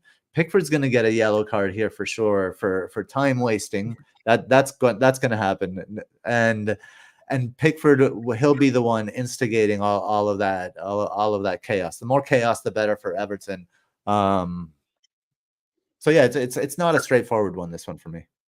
It does feel the sort of game that someone like Decore will score in. Fairly direct long ball. The ball drops it somewhere in the final third. He makes a second, third man run and scuffs a shot from the edge of the box that bobbles in the corner or something like that. It does. I wouldn't be surprised after if he scores in this game. I'm not advocating picking him by any stretch, but it feels like that sort of game with he makes those runs from deep, doesn't he, and gets on the end of things, and it's probably due a goal. I hasn't scored for a while, I don't think either. So typical sort of game he was scoring. Yeah, I thought he would score last game week in similar fashion, but it didn't happen. One question I have for who do you think is the best forward for Liverpool to start here? Yeah, I'd probably start Jota because I think Tarkowski in particular is a sort of defender that I think will thrive playing against a Darwin type. I think where we see Darwin get sort of agitated by Joachim Anderson before and been shackled by him, I could see Tarkowski's got similar traits. So I think that the forward that maybe dropped a little bit deeper, and Everton's defenders don't want to go into sort of the holding midfield positions and get pushed up the pitch like that. They want to hold quite a deep line. So who do I think's better? I'd probably start Jota if it was me, but I'm not saying that Klopp will do that. But as a fit, it's probably more of a Jota game. Yeah, I wrote here the matchup suits Darwin, but I agree it's a Jota game mostly because like the chances like with those two big deep defenders there, the chance that he gets, he's gonna have to make the most of them, and right now Liverpool just sorely need finishing. But if Jota is a starter, then this is what's going to be my next question. Colm read my mind. Could Klopp pay Darwin on the left and Jota in the middle against Everton? And then does that make Diaz the risk making, and then advantage McAllister, he's secured minutes? Yeah, possible. Diaz doesn't miss a lot of games when he's fit, though. That doesn't mean to say he can't miss one of these two. But he plays a lot when he's fit somewhere. So I'd be surprised if he didn't play. But they have had success, obviously, Liverpool, playing Darwin off the left, where he's got a bit more space and he can make those diagonal runs. And if Jota can manage to drag a Tarkowski sort of up the pitch and leave space in behind, Darwin can run into that. So, yeah, it's possible. I don't think he will play Darwin off the left. I think Diaz will start, but it's possible. And we've spoken a lot about minutes risk of players. He's another one. Martinelli's a minutes risk. Odegaard's a minutes risk. Diaz is a minutes risk as well. And McAllister isn't.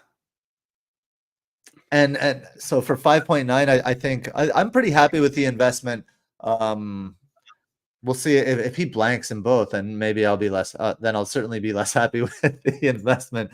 But I guess I'm happy. I'm happy with the thinking behind the investment because of other things that it allowed me to do as well. We'll move on. We have two more fixtures. We're at an hour and 28 minutes here, so I think we're making decent time. I'm starting the questions as we go. I'll grab them from Discord as well. Manchester United hosting Sheffield United. Manchester United 1.82 NetxG, Sheffield United 1.32.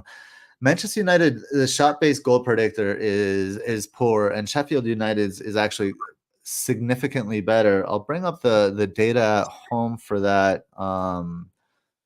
Manchester United here, I mean, they are the lowest XG per shot, 0.08 XG per shot.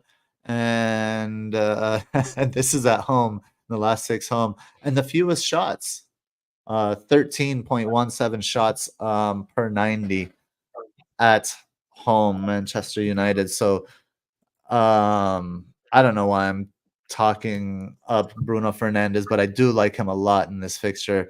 Just kind of like getting between the lines, having Højlund just pull the back three deep, and I think that Bruno Fernandes will be in quite a bit of space here. It shows the build-up, the expected threat for Manchester United on the flanks, with a much deeper, with the deep red on the left and like a pink on the right. But that doesn't align with the zonal chances, with the right favored at 4.9, and then the left and central kind of hovering around the mid threes, both of them there. So cast a little bit of shade on how the buildup is going to go. And again, with a team, a dysfunctional team like United, that does make sense. But looking at the XG map here, again, the flanks light up, and then the central area goes a little bit pink there, but it's mostly on the flanks for Sheffield United, since they do have the three center backs in there. But I feel like there's opportunity in the central area in front of those three center backs, and that's why I like Bruno. Even with just one fixture, I think I'd have Bruno on my free hit. How about you? Yeah, he was the only player. I put one together in a bit of a rush earlier, so I think it would have changed from since we've been talking tonight as well. But I think I would still have him. I don't think the worst team in the league, you've got a high upside attacking player who could get 20 points in a game. He could score a hat trick. He could score a penalty. He could get numerous assists and get some bonus points as well. No one's got him. Be interesting for those not on a free hit, if they're prepared, if they still own Son, for example, who's obviously got no fixture. Would they prepared to move Son to Bruno Fernandes this week and keep him? They're probably going to want Son back, is the problem with Tottenham having some doubles to come. But I don't hate that move for Son owners this week with a transfer to make to punt Bruno. So you are getting the penalties, you are getting 90 minutes. You're going to get 90 minutes for every game from now till the end. And you're getting the one player that looks up for it at Man United in a team where, say, it is chaos because there's no shape. Some players are pressing and some aren't. Some are holding their position and some aren't. And you kind of know really what you're getting from him. So, yeah, I'd take the punt. I think if I could get to him, I would have him on a free hit. If I still had Son this week, he'd be my first choice replacement despite the doubles. And I'd probably look to keep him until the end if I could get to him now and have him in one of my midfield spots. I think Garnacho is obviously a bit trickier. I own him. But it was all a bit weird last week, wasn't it? Because there was rumours that he was ill, didn't train. Then they started him and he went off at half time. And then in the quotes after the game from Ten Hag, it was all a bit bizarre. The quotes weren't the most complimentary towards Garnacho, but say he'd been ill all week. I think there was rumours that he'd liked some posts on Twitter that might have upset the manager and all this sort of thing. So I don't quite know where he stands at the moment, Garnacho. Is he in the bad books or is he going to start? And that's part of my decision around Palmer. I don't doubt that he's in their best team at the moment and he's looked a threat out wide. But if he's in the bad books of Ten Hag, then he might not start this game as a punishment. And then obviously I'd rather start Palmer if that was to happen. So I don't know what clarity we'll get on any of that saga. It might be nothing. There might be something sort of undercurrent going on. And they could play Rashford and Anthony, right, and leave Garnacho out. So at least with Palmer, you know what you're getting with Garnacho at the moment, given that sort of story that's been going around. I'm not sure. Yeah, I mean, if Garnacho plays, I do think he's in a good spot playing anywhere wide. The other one I like here is Diogo Dalot playing on the right side. I think he could get something in attack as well. But I'm not buying Manchester United defenders, right? And in terms of buying Bruno, what are their, bringing up the schedule again? I mean, Arsenal and Newcastle both at home in the double in 37. I guess that's okay, not great. You know, You're going to get 180 but minutes, the fixtures leading up until then are fantastic. What's that? You're going to get 180 minutes off him in the double. You can't say that about everyone. He's going to play all the, and he takes penalties. True. You never know, right? That's true. And I think that's a big deal. That's something that we can't say for so many of these picks that we want. And then so I think that's a fair point. And I mean, Sheffield United, Burnley, Palace, and Brighton are the other fixtures around that double in 37. So all of them fantastic. So yeah, I agree with you. That, and then the other thing is like, who do you sell for Bruno? Because like the midfield, that's where maybe we least need help. Like for my midfield, for example, is Palmer, McAllister, Salah, Saka, and Gordon. Not selling anybody. I'm going to say I think Salah can go next week. You keep him now for the double, but I think the fixtures at the end are fine. He could score goals there, but I don't think he's necessarily the best captain in any of those game weeks from next week until the end. And he ties up so much money that would I rather have? Salah? I mean, yeah. Could you go in if you sold, for example, now Son to Bruno, and then next week you turn Salah back into Son, and you end up with the end of the season with Son, Bruno, Saka, Gordon, Palmer, or something? I'd rather have that than Salah. I think Salah's going to go for me next week, and the funds of that would allow me pretty much anyone I want. I don't think you need Salah and Haaland for the run-in now. I think that's fair, but I don't know. Salah, West Ham, love Salah. Spurs, love Salah. Away to Villa, a little less, but I'm not worried. And home Wolves at the end of the season with Wolves on the beach with nothing to play for. I think that's a good fixture too. So I don't know. Yeah, but I see the logic because of the upside in the picks that you're bringing in. Maybe Son for a double, for example, and stuff like that. And Salah hasn't been great, right? But I don't think the fixtures are bad. I think the fixtures are quite good for Salah. No, it's just what does that 3 million allow? If you come down to Bruno or Son, that's 3 million you're saving, right. And both of those players have got extra games. So, say, do you play the player or do you play the fixtures? You get extra fixtures and you're getting 3 million to do something else with. I think it's something to consider. That do you really need him? I'd say I think he could do well against Tottenham. He could do well against West Ham. They're not good defenses either of those two teams, but if you're not going to captain him, it's a lot of money, right? That could be used on other things. Yeah, I think that's fair. I think that's fair. Cool. Moving on to the final fixture. Brighton hosting Manchester City. Brighton 1.35 NetxG, Manchester City 1.71. Kind of like unremarkable data here. Maybe some the expected, the XG metric for Manchester City kind of popping a little bit there. Manchester City 4.2 in the central zonal chances created. Doesn't line up in the XT map though, with that central area being blue and a safe area for Brighton. It likes for the build up. It likes Manchester City's right, and then for the XG, it's either flank but prefers the left slightly with that deeper red shade there in the XG map. From Brighton's perspective. Let's see. Yeah, Brighton have been, that I wrote here, Brighton will continue to drop Welbeck into midfield to assist with the press and link play forward. Pedro starts on the left but moves centrally and is the Brighton player with the most box presence.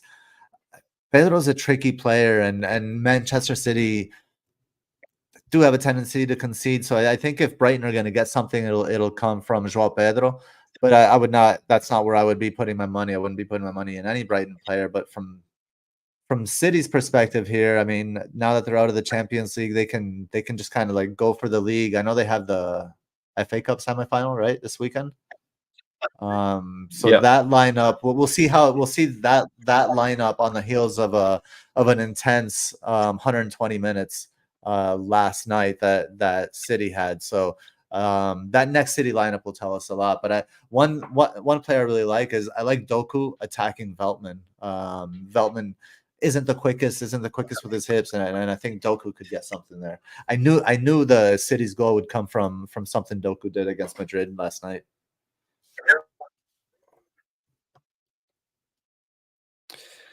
Yeah, I'm not. This game being so far away from the deadline is not ideal. It's obviously quite a long wait before this fixture takes. Two, sort of the history of Man City in the sense that they tend to, I would say, at the end of the season, they tend to win a lot of games 1-0, 2-0. They're not the most expressive team at the end of the season. When they're going for a title, it tends to be low scoring wins with tighter defence.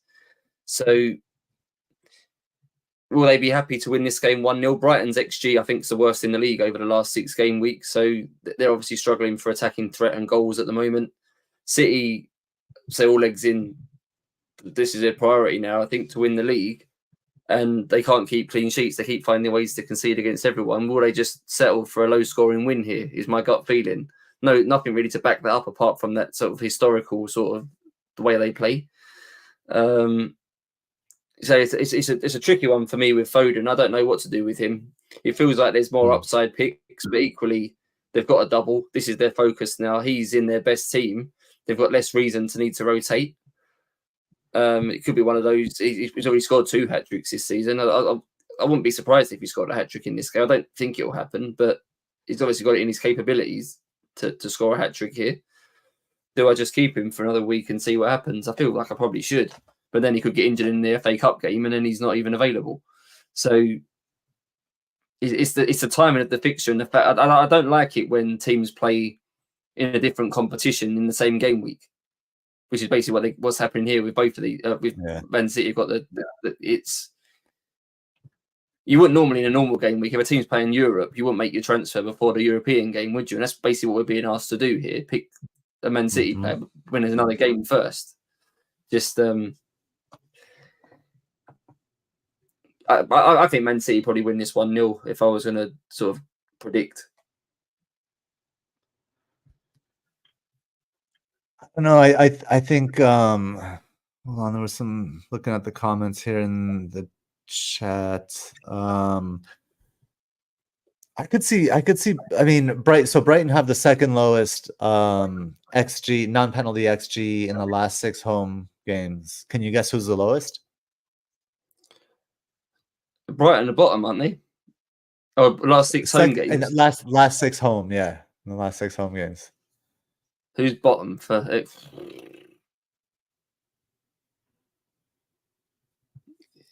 It's too easy to say Sheffield United, right? It probably won't be them. Wrong, United. Right, I'll go Manchester. If you... Yep. Yeah. Wow. Yep.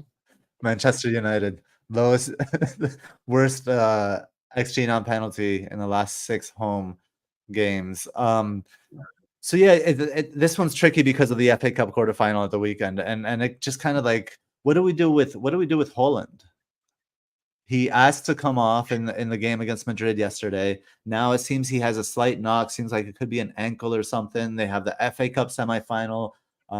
Will that mean something to Pep? Well, he'll probably want that trophy. So does he risk Haaland? Does it get worse? He'll play. He doesn't move anyway, right? He can't really injure it anymore. He just stands in the area. So I'm glad you brought that up, because I'm just going to spend a couple minutes on this. Like the thing with the City are only using Haaland's size, right? They're planting him in the box and they're using his size to occupy space, to be a target, whatever. But Haaland's real threat comes from the combination of his size and his speed.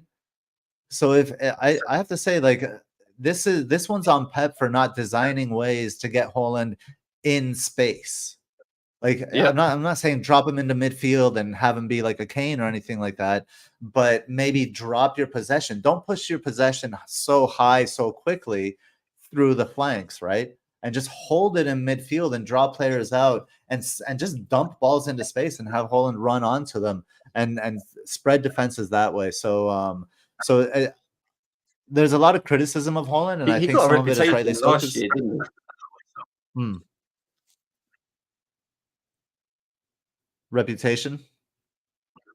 Yes, he got a reputation last year for always making the same run. Yeah, he kept peeling away to the back post all the time, and De Bruyne kept bending those balls to the back post for that very predictable run. Very effective. Yeah.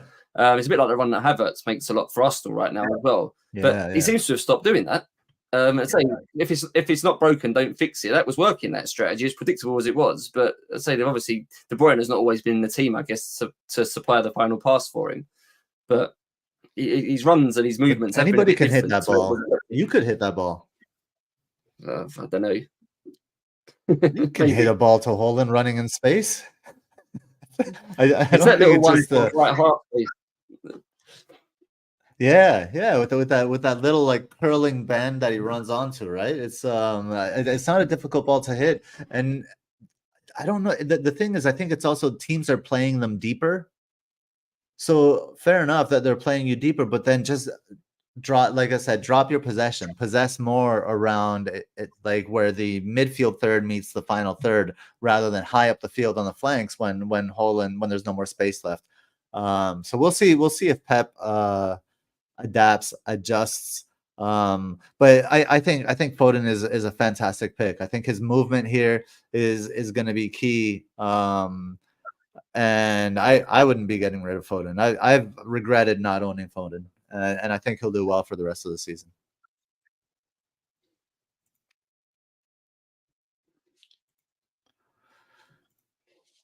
That's it. Here's the massive summary. Not really going to go over it because it is a lot, and it was a lot, and we're at an hour and 45 minutes, and I definitely don't want this to go beyond 2 hours, and I want to get to the questions. So drop those the questions in the chat.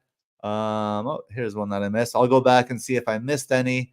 And anything final, any final thoughts there to add, Craig, or should we move on to the questions?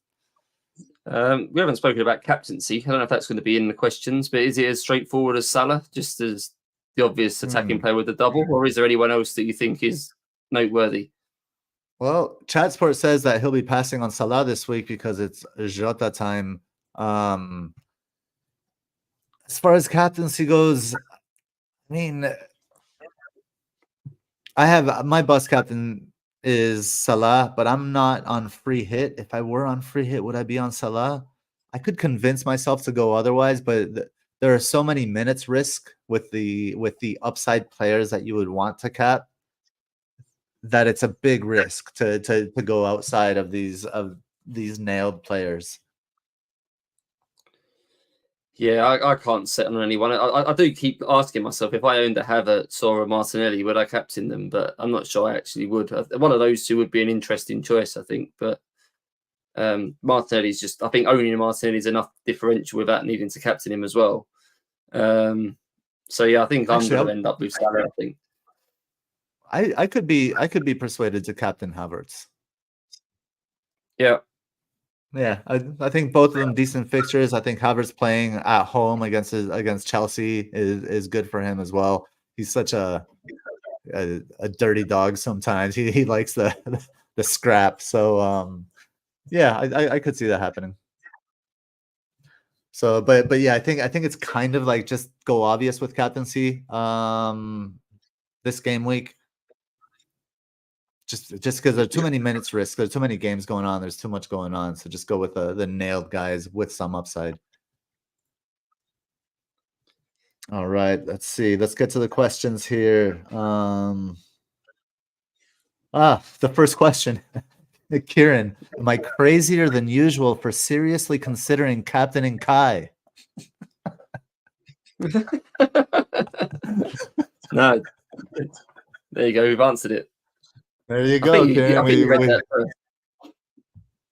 Well, to borrow a phrase from FML FPL, a little precog there with Kieran's question, answering it before we read it. We're not going to continue doing that. Sebastian Koo, Dears, I have one free transfer left and plan to get Eza. Who should I sell, Kluivert or Palmer? I will be wildcarding in 35 and require 0.7 to get Palmer back if I'm selling him this week. No, don't do that. Let's see his midfield. Yeah, Palmer, Kluivert, Saka, Salah, Havertz. I guess, yeah, sell Kluivert. Right? Yeah, I think you have to. Yeah. Yeah. Sell Kluivert. He's not in back. What's that? I think you froze a little bit there. I'm going to move on to his second question. It's not worth taking that financial hit to lose Palmer for one game. Yeah, totally agree. Secondly, Cunha or Mateta if I want to get a double game week striker. Also selling Holland or Isak to get one of them. I think it's okay to sell Holland to get one of them, and I would go for Mateta over Cunha. How about you? Yeah, same. Mateta. Okay, good. Next question, Kieran. Next question. Why is everyone quiet on Kluivert? we just said to sell Kluivert. And I think actually I said we've got a lot of injured players. Yeah, no, I don't hate Kluivert either, but I think the reason is that the upside in the other midfield options right now. That's kind of the only reason. BW Splitta, thoughts on including certain players on my free hit, e.g. Holland, solely for the purpose of protection versus non-free hit members of my mini league. I think I might care way more about the chance to defeat my opponents than I do about OR. It's a fascinating dynamic and dilemma of the game. So on free hit, do you protect yourself from your rivals or do you just attack? Do you balance it? Do you attack? What do you do? I think depends who it is. If you can afford Haaland, then maybe you do keep him because he's owned by 90% of the game. So if he does score a hat trick, then obviously that's potentially a big loss not owning him. So I think you have to pick your battles with these things. If you're in protect mode in a mini league with your top and there's people chasing you, then I think it makes sense to cover. It's what we said at the start in the philosophy. Work out for this double game week what your main objective is. If your main objective right now is to win a mini league, then do what's necessary to win the mini league. And if that means keeping Haaland, then do that. I've got no issue with doing that, especially if there's money on the line or something in there. Do what it takes, right? I won't put people off picking Haaland for that reason. Fair enough. Don't disagree. Claire FPL, who to bench this week? Palmer or Haaland?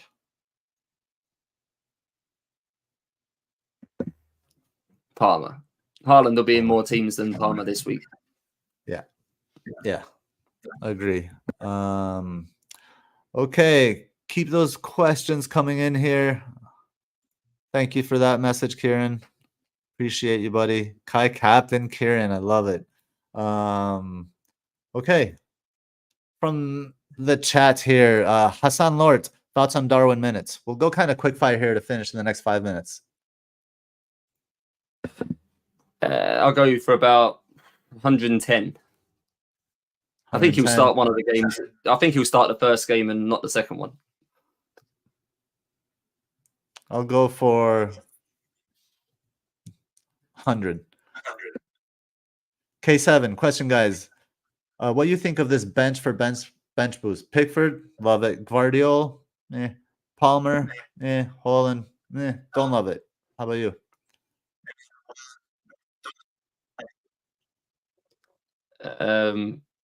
We're running out of game weeks, right, for a bench boost. You probably ain't going to get a better chance. I don't think. I'd be tempted to play that. It depends who he's got then. Is the 37 bench going to be as good as it? We've got a doubling goalkeeper and 2 players from the best team in the league and another one who's got 20 goals. You're not going to get a bench that strong very often. Yeah, I don't know. I think you could probably do better in 37. We will move to this is for double game week 34. Yep, got that. BW split up. BBD starting over players like Sarabia, Cunha, Mateta even. Yes, I'd start. We talked about this. We'd start BBD over those players because of that upside for the midfielder. FPL K9. How do we like Munoz? Like Munoz a lot. Lives around the box. Super aggressive in attack. We spoke about him for a while as well. Thingamabob. Just another question ahead of the ideal free hit. Does Elise feature? So do you expect Elise to start both, provided he gets through the first one healthy? Both, provided he gets through the first. Yeah, but he'll reduce minutes. He'll probably just about get 60 in both of them. I think 130, 140 minutes is probably realistic. I wouldn't. He'd be my third choice of the Palace attackers. I'd have Eze and Mateta ahead of him. Yeah, agrees. Down in the pecking order for me as well. Whoops, wrong one. FPL Discomfort. Palace have conceded a league high 7 goals on the counter. Newcastle have conceded 6. Exciting game ahead. I just like that little stat there from Kieran. BW Splitter. Speaking of info, it's crazy to me that Villa still hasn't conceded a single pen. Is that true? I assume because McGinn doesn't enter the box, doesn't defend in the box. Yeah, Emery's smart. He keeps McGinn away from the box. And we've had Tyrone Mings injured all season. That'll help as well. That's what it is. It's Tyrone Mings injured, of course. Thingamabob, and by extension, is Olise or Mateta the better? Yep, talked about this. Mateta. Eda, is Hwang Hee-chan starting? Do you know? I don't know. No, I don't know. It wouldn't be an option for me anyway, I think. Yeah, not where we're going this game week. Ask teacher at FPL or teacher _ FPL. Thingamabob, any thoughts on Gabriel Jesus? Hard avoid. Yeah, I think so as well. Not guaranteed minutes, unreliable finisher. Yeah, I wouldn't get Jesus. Yeah, we could go on. We already read that one. Chatsport says De Bruyne is an option. Thoughts on that comment? Yeah, I guess he is an option, but it's what we said about the date of the fixture. Would you want to spend that much money on someone who is quite injury prone? We're not quite sure of his minutes. He's got a cup fixture after the deadline, before this game. I don't know if the upside's strong enough that it's worth that risk, is probably my take. I think game week 35, Salah to De Bruyne is a fantastic transfer. That's something that I'm looking at. Just contemplating. Let's see. We have a few more here coming in. Yeah, keep them coming. We'll just hit them here. Chat Sport, low owned captain option punt. We mentioned Kai, although I don't know what Kai's ownership is. Mateta, I'll go for, just because you got that West Ham game. I think that's quite a high upside game for Christmas. And if he's playing centre forward against Newcastle, he could do well. I like that shout. Mateta. We're gonna go with Mateta. Top 3 forwards on free hit this week.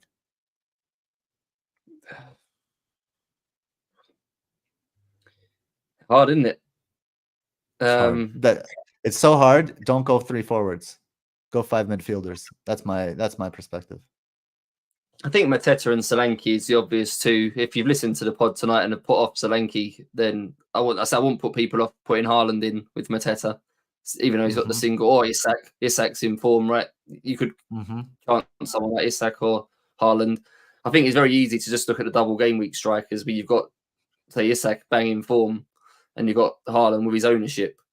I could see people putting either of those 2 in. Of the doublers, I think Mateta and Solanke are probably the best 2. Yeah, I wouldn't go with Solanke, but Mateta for sure. FPL K9, any forwards you will pick? Yep, there we go. Just got into that, right? From FPL K9. Single game week forwards he's talking about. And so yeah, that's who we mean. BW Split has been another great episode. Thank you as well, my friend. And interesting from Chat Sport. And that's it, I think. Yep. That'll do it. We got it. Under 2 hours. Move this forward. The thank yous. We'll get the thank yous in here. Super Haulers, FPL Robbie, Greenback Golf, Harbor Boy, David Harrison, FPL Discomfort, and True Fandela. Our haulers are Dread FPL, Podna, Kevin Roses, FPL Safford, Connor Hunt, Blonde, Escotter Zam, FPL Teacher, Doni FPL, Tom Gorsuch, Tavindra Raj, Lindsay O, FPL DGBoy88, Akshay, Dom, Claire FPL, Tursix, Catherine A, Harry Not Kane, Sebastian Koo, Neil, Benjamin Lockwood, FPL Rubber Ducky, Big Mike, General Zod, FPL Planner, Mark Bond, FPL Eric, Grady, Parag, Gaikwad, Jaskran Singh, BW Splitta, the FPL Juice Show. Welcome to the list, to the Haulers of Fame. Love to see you guys there. Patreons, Lucian Gunn, El Ron, FPL California, Mike Burke, Gunk, Dr. Green Thumb, Michael Rodriguez, and DaddyBot.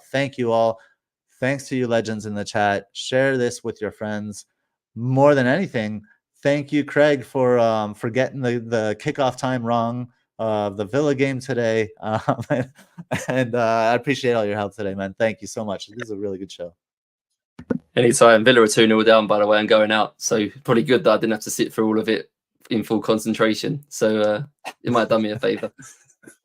Okay, and on that note, we're gonna split out of here before kind of Craig erupts in a fit of anger. Thank you, everyone. Good luck in double game week 34, and as always, peace.